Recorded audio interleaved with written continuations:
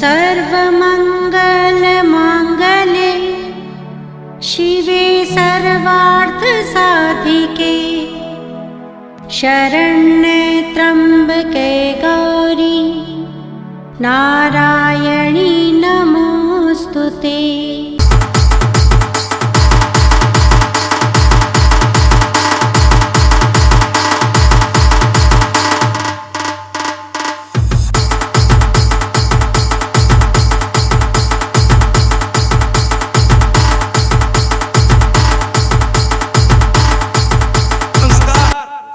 संस्कार, हाँ पापा।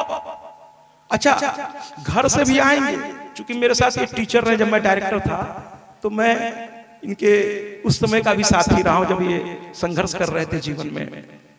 तो मैंने इनको अपने यहाँ फिजिक्स का टीचर बनाया, इसलिए आज भी उनको आदत पड़ी, मुझे सर ही बोलते थे। ये उनका बड़प्पन है, ये उनका बड़प्पन है। तो उस समय भी घर से आएंगे, अगर कोई उनको पापा का फोन आ गया तो सबसे पहले कहेंगे पापा नमस्ते।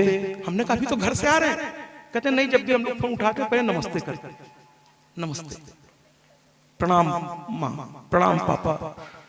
संस्कार है। कुल मिलाकर के सुकन्या जो है सेवा करने लगी अपने पति की। रोज सुबह उठ करके उनको पहले शौच क्रिया के लिए ले जाती थी, फिर जैसे छोटे बच्चों के साथ हम लोग करते हैं, फिर उनके शरीर को शुद्धिकरण करती थी जैसे छोटे बच्चों की माएं करती हैं, है ना। माँ के बाद अगर एक दूसरे की सेवा नजदीक से कोई कर सकता है तो वो हैं पति और पत्नी, क्योंकि माँ के बाद पति पत्नी ही एक दूसरे को, है ना, हर तरह से सेवा कर सकते। बाकी लोग को थोड़ा संकोच हो जाएगा महाराज। ये रिश्ता बड़ा अजीब सा है पति पत्नी का, बड़ा अजीब सा। मैं उस पर भी आऊंगा मैं, अभी हरिश्चंद्र की कथा नहीं दीजिए। तो कुल मिलाकर के सुकन्या पहले उनको शौच कराती थी, फिर दातुन लाके देती थी, फिर स्नान कराती थी, फिर बदन पोंछती थी, फिर कपड़े बदलती थी, फिर उनके पूजा का सामान रखती थी महाराज, फिर वो पूजा करते थे। तब सुकन्या स्नान करने स्वयं जाती थी, फिर आकर के फलहार कराती थी, फिर वो साधना करते थे, सुकन्या उनकी सेवा करती थी। यही उसका जीवन बन गया। कई साल ऐसे ही चलता रहा। सुकन्या की सेवा से सुकन्या का तेज बढ़ता गया महाराज। वो इतनी सुंदर होती गई कि देवी स्वरूपा लगने लगी। तपस्या में इतनी ताकत होती है। एक दिन वो स्नान करने जा रही थी तो दो अश्वनी कुमार, ये सूर्य के पुत्र हैं और देवताओं के वैद्य हैं, डॉक्टर, आज की भाषा में करते हैं डॉक्टर, सूर्य के पुत्र हैं, देवताओं के वैद्य हैं। ये आकाश मार्ग से आ रहे थे महाराज, आकाश मार्ग से आ रहे थे। अचानक उनकी नजर पड़ गई, अरे इतनी सुंदर लड़की, अरे तो कोई देवताओं की भी कन्या इतनी सुंदर नहीं होगी, कौन है? यक्ष है, गंधर्व है, किन्नर है, मनुष्य है, ये कौन सी योनि में इसका जन्म हुआ है? ऐसा उत्सुकता में वो उतर के नीचे आ गए महाराज और कहने लगे, हे देवी तुम कौन हो? देखिए सभ्यता होनी चाहिए बात करने की। और जब भी कोई भी पुरुष, मैं हाथ जोड़ के आप सबसे कहता हूं, जहां तक मेरी आवाज आ रही है सुन लीजिए, किसी भी स्त्री से आप बात करें उसके सम्मान को रक्षा करके बात करें। मैं ये नहीं कर रहा हूं कि पुरुषों का आप अपमान करें, लेकिन पुरुषों से एक बार आप फ्री मूड से थोड़ा बात कर भी सकते हैं, लेकिन स्त्री के सामने आप बात करें तो ध्यान रखिए कि स्त्री आपकी मां है, उसकी वजह से आज आप हैं, तो आपका अस्तित्व ही एक स्त्री से है। इसलिए स्त्री का सम्मान करना सीखिए, सम्मान करिए महाराज। तो कुल मिलाकर के हुआ ये कि जो सुकन्या थी वो नहाने के लिए निकल पड़ी थी, अश्वनी कुमार की नजर पड़ी, वो दोनों जमीन पर आ गए। देवता जो है आकाश से चलते हैं, तो वो जमीन पर आ गए महाराज। और जमीन को छुआ नहीं छुआ, ये अभी कथा में थोड़ा मैं सस्पेंस रहने देता हूं, क्योंकि अंत में ये क्लियर होगा। हम आपको आज बता देंगे कि किसी दूसरी ताकत को आप कैसे पहचान सकते हैं कि मेरे सामने कोई देवता खड़ा है या कोई आप लोगों की भाषा में प्रेत भूत, जबकि इसकी कहानी कुछ और है। आप मानिए, कोई दिक्कत नहीं हमको, लेकिन वो हैं कौन वास्तव में, पहले ये समझ लीजिएगा हमसे एक दिन कथा के दौरान, है ना, पहले समझ लीजिए वास्तव में वो कौन लोग हैं। ठीक है, तो कुल मिलाकर के आज मैं बता दूंगा कि आप पहचान जाएंगे कि ये मनुष्य है या कोई दूसरी शक्ति है। दोनों की पहचान अलग अलग होती है, आप पहचान जाएंगे आज के बाद, इस कथा के बाद, है ना। ऐसे नहीं रात में जा रहे हैं, अब कोई अम्मा नहा करके थोड़ा बाल बाल खुला होके चली आ रही है तो आप अरे और आप भाग जाए महाराज। देखिए मैं पूरा शब्द भी यहाँ नहीं बोल रहा हूँ, उस शब्द को मैं एक तरह से बीच में खा गया, क्योंकि मैं बोल भी नहीं सकता ये शब्द किसी स्त्री के लिए। ठीक है महाराज, स्त्री आदरणीय है, सम्माननीय है, वो जननी है, वो जगदम्बा है। तो कुल मिलाकर के महाराज सुकन्या के सामने चब्यन ऋषि तो थोड़ा दूर थे, ये दोनों खड़े हो गए, अश्विनी कुमार और साथ में क्या कहते हैं खड़े हो गए। कहने लगे देवी कौन हो तुम? तो वो सावधान हो गई, और पर पुरुष से बात करते समय दोनों को सावधानी बरतनी चाहिए। तो सुकन्या भी सावधान हो गई, कहने लगी हे देव, हे देव, मैं चब्यन ऋषि का मैं धर्म पत्नी। देखिए अब अपने पिता की पहचान, यही तो हमारी ये माताएं हैं। पुत्र तो जीवन भर कहता है अभी कौन हो, हम फलाने के पुत्र, लेकिन हमारी जो माताएं हैं इनकी पहचान पति से हो जाती है महाराज। अरे हमारे हिंदुस्तान की नारियां तो इतनी महान हैं, अभी तो सभ्या की कथा आने तो दीजिए। कहती है वो कि, और हम हिंदुस्तान की हर नारी कहती है भला है बुरा है जैसा भी है, मेरा पति मेरा देवता है। किसी भी पत्नी से उसके पति की बुराई करके देखिए महाराज, वो आपको दौड़ा देगा। वही स्थिति यहां भी होने वाली है। अश्विनी कुमार जो है कहते हैं आप तुम कौन हो? तो वो बड़ी विनम्रता से कहती है कि मैं चब्यन ऋषि की धर्मपत्नी हूं। कहा अरे, अब अश्विनी कुमार देखिए परीक्षा ले रहे हैं उसकी, अरे उस बूढ़े की तुम पत्नी हो?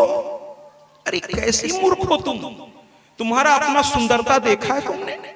अब परीक्षा चल रही है महाराज, देखिएगा जरा सा तमाशा।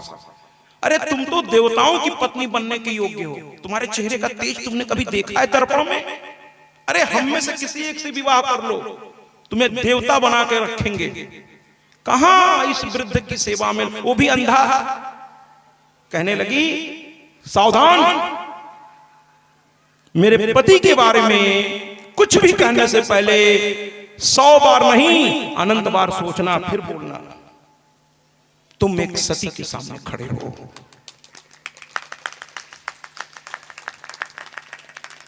सावधान। तो अश्विनी कुमार घबरा गए। अरे रे, चिंता मत करो, हम तो एक प्रस्ताव रख रहे थे, तुम्हें मंजूर नहीं है, हमसे विवाह नहीं करना। फिर उसने कहा सुन लो, ये जो सिंदूर है ना, ध्यान से देखना इसकी ओर, ये शिव का तीसरा नेत्र है महाराज, अगर खुल गया तो जल के भस्म हो जाओ।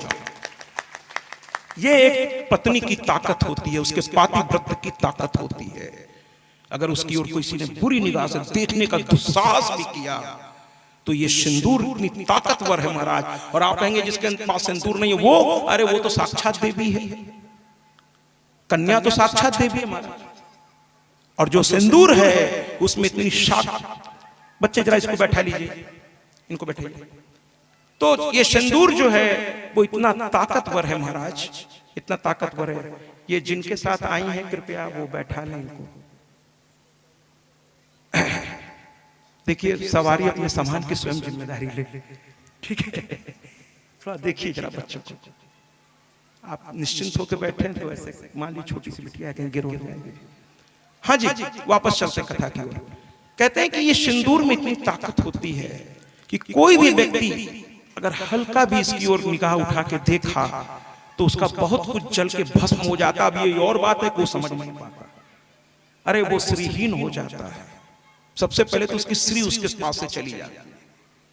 आप देख लीजिए जिनके विचार अच्छे नहीं होते उनके चेहरे भी देखने लायक नहीं होते महाराज। और जिनके विचार जो यहाँ से अच्छा होता है ना महाराज, उसका ये चाहे स्वरूप कैसा भी हो, रंग वो तो सब ईश्वर देता है, लेकिन उसमें एक अलग सी बात होती है, एक अलग सी चमक होती है, जिसमें सम्मान होता है सबके प्रति, वो खुद सम्माननीय हो जाता है, वो खुद सम्माननीय हो जाता है। तो अश्विनी कुमार ने कहा कि विवाह मत करो, घबरा गए वो, कहीं श्राप न दे दीजिए। कहे मैं आपके पति को मतलब कुछ भी कहना नहीं चाहता, बल्कि मैं तो उन्हें ठीक कर देना चाहता हूं। खुश हो गए, कैसे ठीक करेंगे आप? कहे मैं देवताओं का वैद्य हूं, मैं सूर्य पुत्र हूं, मुझ में क्षमता है, बस मुझे अपने पति तक लेवा चलिए। वो देखिए पत्नी का कर्तव्य सुन लीजिए, बिना पति से पूछे पत्नियां ऐसे भी आदत होती है, बिना पति से पूछे कहां वो कुछ करती है महाराज, कहां कुछ करती। तो कहती जरा मैं अपने पति से पूछ लूं फिर आपको लेवा चलेंगे। तो देवता कहने लगे क्या बात है, मतलब बताओ, इतना बड़ा लालच फिर भी ये अपने मर्यादा को नहीं छोड़ने को तैयार है। सुकन्या के लिए एक बार तालियां बजाइए ना, मर्यादा को छोड़ने को तैयार नहीं है सुकन्या। और कहती क्या है कि मैं जरा अपने पति से पूछूं। चब्बन ऋषि से तो दोनों देवता भी देखिए इस सती के सामने मौन हो गए। ठीक है मैं खड़ा हूं, पूछ के आओ। वो गई और पति से सारी बात बता दी, कुछ भी नहीं छुपाया। याद रखिएगा पति और पत्नी के बीच में, पति और पत्नी के बीच में विश्वास का एक धागा होता है महाराज। उस धागे की रक्षा बहुत मजबूती से होनी चाहिए, बहुत मजबूती से, दोनों पक्ष, दोनों पक्ष। तो कुल मिलाकर के जब उन्होंने पता चच्चन, अरे सूर्य पुत्र को तुमने बाहर खड़ा कर रखा है, तो कहीं आपकी आज्ञा लिए बिना कैसे उसको अंदर ले आ सकती हो? अरे तुरंत ले आओ, सम्मान के साथ ले आओ, हमारे भाग्य खुल गए। आज देवताओं के वैद्य हमारी कुटिया में आ गए दोनों अश्विनी कुमार। कहने लगे अहो भाग्य, आप पधारे हमारे यहाँ। कहने लगे मैं नहीं पधारा, ये आपकी पत्नी की ताकत है जो मुझे आपके सामने लाकर खड़ी कर, मैं खुद नहीं आया, आपकी पत्नी लेकर आया। कुछ घर की स्त्रियां इतनी समझदार होती हैं, इतनी सुलझी हुई होती हैं, है ना। अधिकतर माताओं को मैंने देखा है। मैं कल जिस घर में मुझे भोजन के लिए बुलाया गया था, वहां मैंने देखा कि पुरुष तो थोड़ा सा आराम से बैठे थे, स्त्रियां बड़ी सक्रिय थी।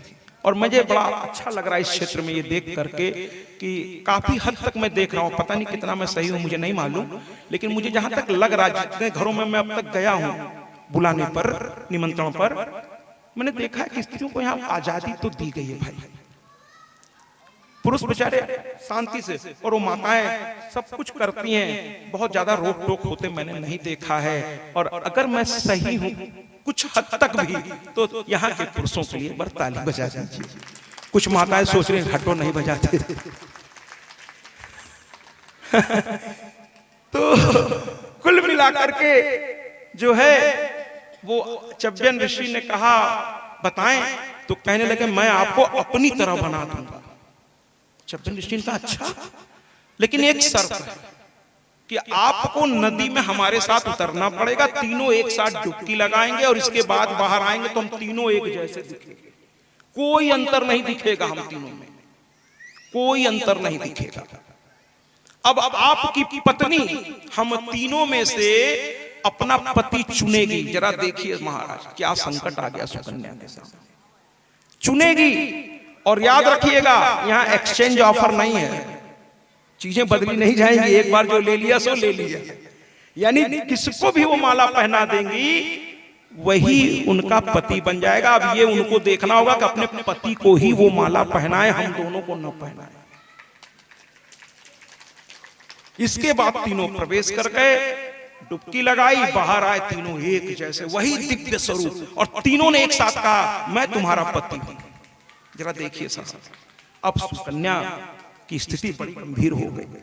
वो सोचने लगी ये कैसी परीक्षा की घड़ी आ गई। तीनों कह रहे हैं, तीनों कह रहे हैं अरे मुझे माला पहना दो, मुझे माला पहना दो, मुझे माला पहना दो। तीनों कह रहे हैं। सुकन्या की आंख में आंसू आ गए, कहने लगी मेरे सतीत्व की परीक्षा है। अगर पति के अलावा किसी और को मैंने स्पर्श कर लिया तो आज मैं अपने आप को अग्नि में जलाकर भस्म कर लूंगी।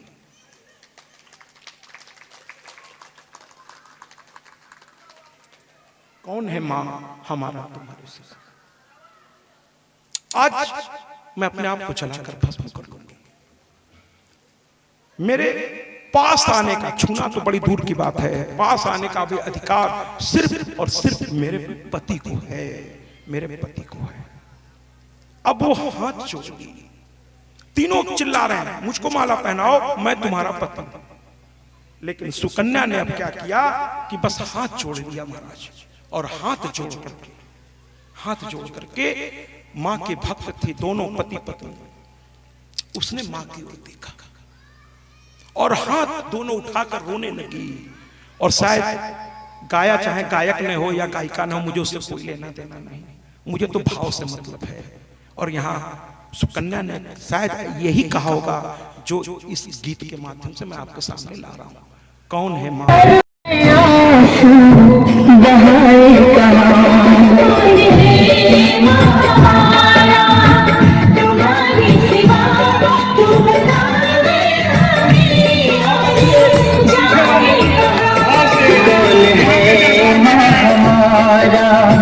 तुम्हारे सिवा तू बता दे हमें और जाए कहाँ। कोई भी न जमाने में हमदर्द है, हम किसे जाके मन की सुनाए कहाँ।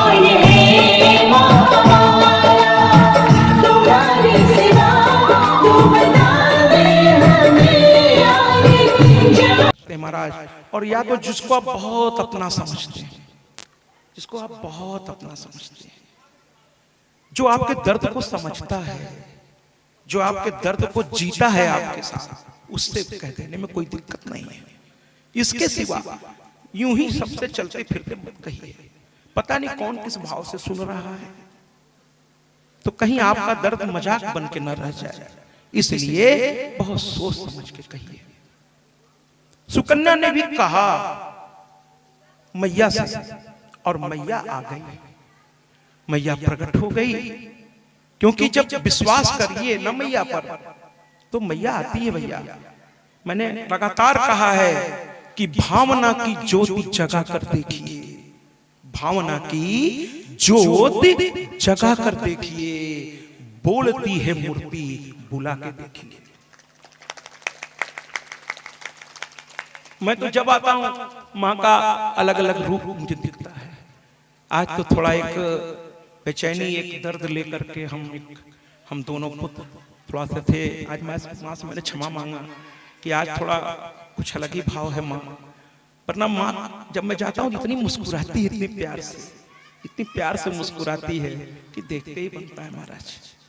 मैं तो ऐसे मूरत पर, ऐसी सूरत पर अपना सब कुछ न्यौछावर करने को सदा तैयार हूं लखन जी, सदा तैयार हूं।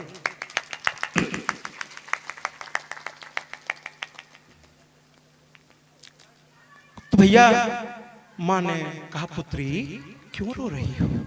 कहने लगी मां देखो ना, ये तीनों एक जैसे दिख रहे हैं, अब इसमें से मेरे पति को थोड़ा बताओ, क्योंकि मैं सिवाय अपने पति के किसी और के बारे में सोच भी नहीं पाती, मुझे मेरे पति का दर्शन करा। मां ने कहा अरे पगली बस इतनी सी बात, मैं तुम्हें बताती हूँ। मां ने तो वहां बताया, मैं आपको बता रहा हूं कि कैसे पहचानेंगे कि सामने ये मनुष्य है या कोई और शक्ति है। सुन लीजिए आज ध्यान से। मैंने कहा था ना मैं ऐसी कथा लेके नहीं आया जो सिर्फ मनोरंजन करे। मैं तो मेरी माँ की ये कथा इतनी प्यारी है। मनुष्य योनि और दूसरी योनि, चाहे वो देव योनि हो, प्रेत योनि हो, राक्षस योनि हो, दानव, ये सब अलग अलग है भैया। दानव अलग है, राक्षस अलग है।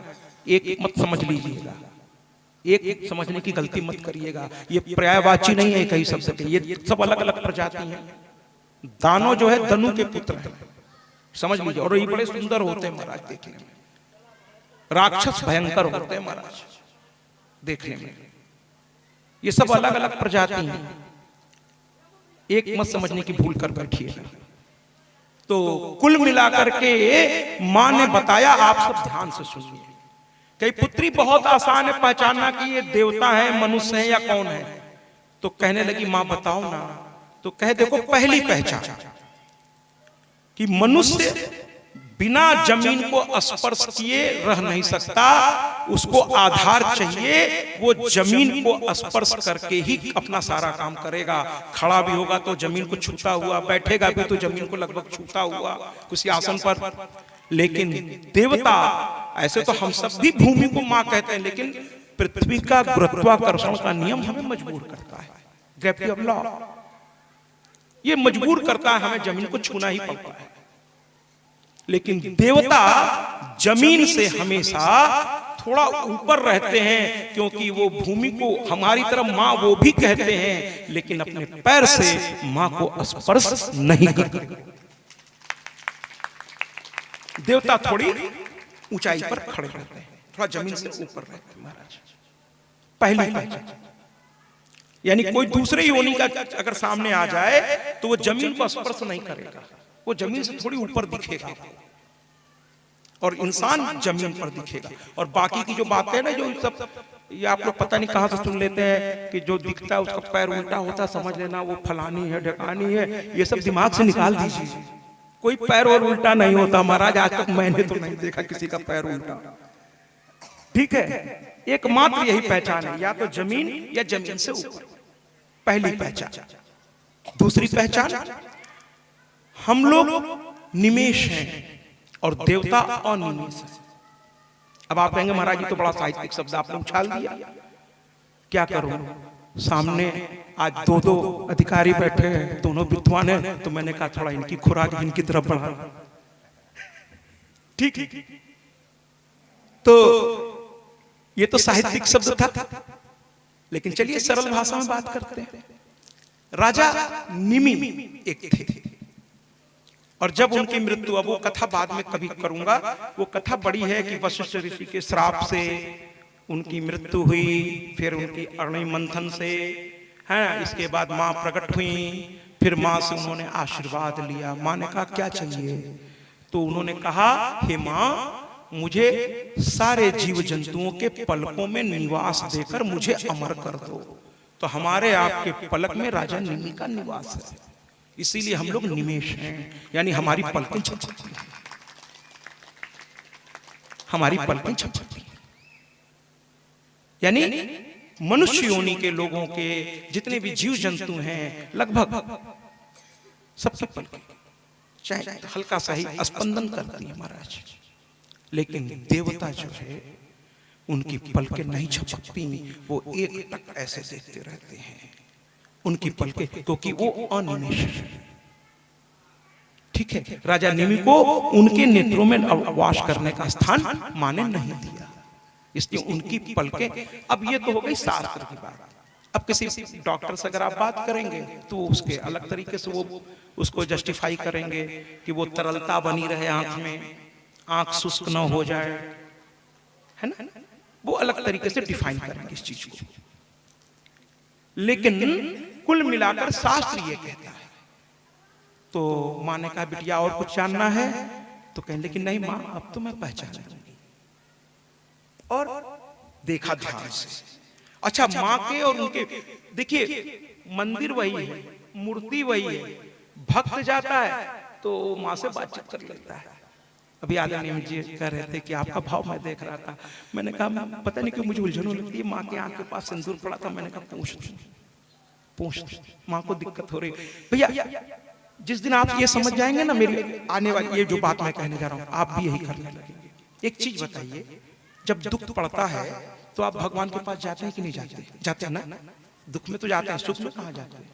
अरे चलिए, है ना, मान लेते हैं सुख में भी आप जाते होंगे, लेकिन कबीर तो यही कह गए, दुख में सुमिरन सब करें, सुख में करे न कोई, और जो सुख में सुमिरन करे तो दुख काहे को होए।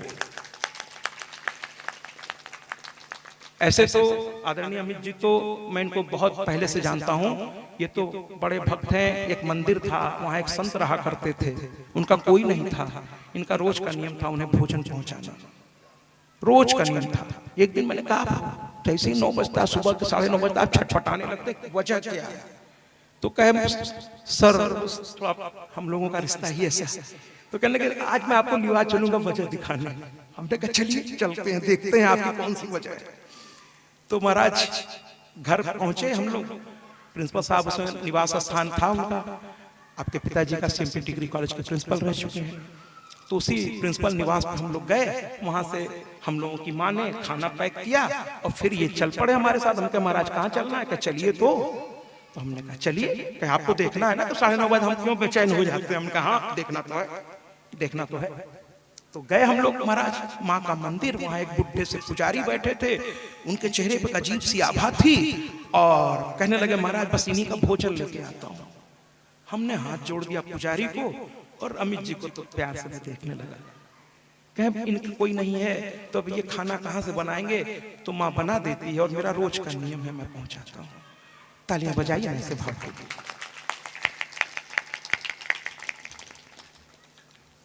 तो